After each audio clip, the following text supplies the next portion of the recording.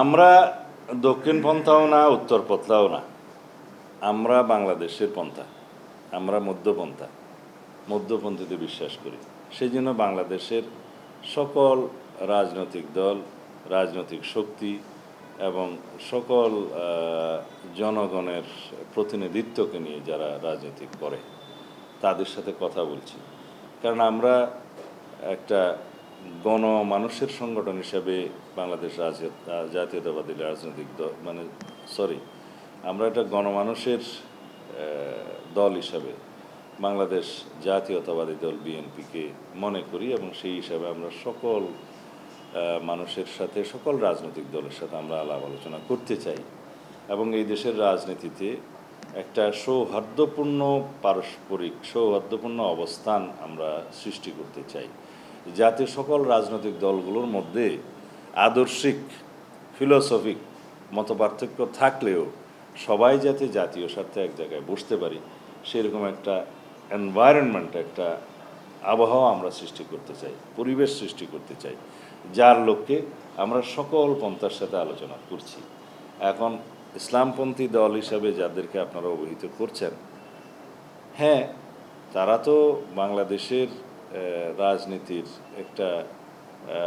অংশের প্রতিনিধিত্ব করে, এবং আরও বেশি করে বলবো যেখানে যে দেশে বাংলাদেশের জনগণের মধ্যে শতকরা 90% বেশি ইসলাম ধর্মাবলম্বী মুসলিম, তাদের একটা রাজনৈতিক সমর্থন না থাকলেও তাদের প্রতি একটা মানসিক সমর্থন আছে যে এই দেশে যারাই রাজনীতি করুক, আমরা যেমন বলি যে কোরআন সুন্নাহর বিরুদ্ধে কোনো আইন প্রণয়ন করা যাবে না, শরিয়া বিরোধী কোনো আইন প্রণয়ন করা যাবে না, এই বক্তব্য তারাও দেয়, আমরাও দিই। স্বাস্থ্যকর অল টাইম ফ্যামিলি কেক, সব সময় অল টাইম হেলদি লাইফ। তো গণতান্ত্রিক রাষ্ট্রে অনেক সময় জাতীয় সংসদে আলাপ আলোচনার মধ্য দিয়ে অনেক বিষয়ে একটা কম্প্রোমাইজড ওয়েতে আইন প্রণয়ন করতে হয়, এবং সেই আইন প্রণয়ন করার সময় সকল মতাদর্শের মানুষদের সাথে একটা আলাপ আলোচনার মধ্য দিয়ে ঐক্যবদ্ধভাবে যদি কোনো আইন প্রণয়ন করা যায়, সেই আইনটা ঠিকই, সেই আইনটা বাস্তবায়ন করা যায়। কিন্তু বিশাল জনগোষ্ঠীর মতামতের বাইরে, সেন্টিমেন্টের বাইরে যদি কোনো আইন প্রণয়ন করা হয়, সেই আইনটা কিন্তু বাস্তবায়ন করা যায় না বা খুব কঠিন বিতর্ক হয়। সেই জন্য আমরা একটা ঐক্যমত্য সৃষ্টির প্রচেষ্টা নিয়েছি, যাতে ভবিষ্যতের রাজনীতিতে এবং আগামী দিনের যে রাষ্ট্র আমরা বিনির্মাণ করতে চাই, সেই রাষ্ট্রে কোনো রকমের বড় রকমের বিভেদ না থাকে, জাতীয় ঐক্যটা থাকে। সেই জন্য আমরা সবার সাথে আলোচনা করব, এবং আমরা মনে করি বাংলাদেশের সবচাইতে বড় উদারপন্থী গণতান্ত্রিক রাজনৈতিক দল হিসেবে বিএনপির এটা একটা দায়িত্ব। সামনের নির্বাচনে বিএনপি যোগ্যতা নির্বাচন করবে না এখন পর্যন্ত কি মনে আছে?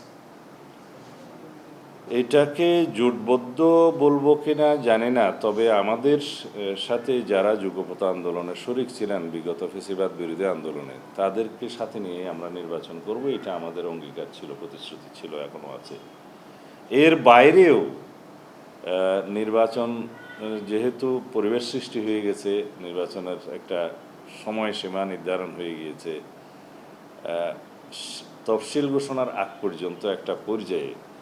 আমরা মনে করব আমাদের সাথে লাইক মাইন্ডেড যারা আছে, যাদেরকে নিলে আমরা একটা এমনভাবে নির্বাচন করতে পারবো যাতে সব বিষয়ে আমাদের যেটা উদ্দেশ্য, যে শান্তিপূর্ণ, সুষ্ঠু, নিরপেক্ষ, অবাধ নির্বাচন অনুষ্ঠান করা সম্ভব, সেই হিসাবে আমরা আমাদের জোট গঠনের চেষ্টা হবে। তবে এখনও আমাদের জোট গঠনের কোনো পরিকল্পনা ঘোষিত হয় নাই, তবে করব না এরকম কথাও নয়।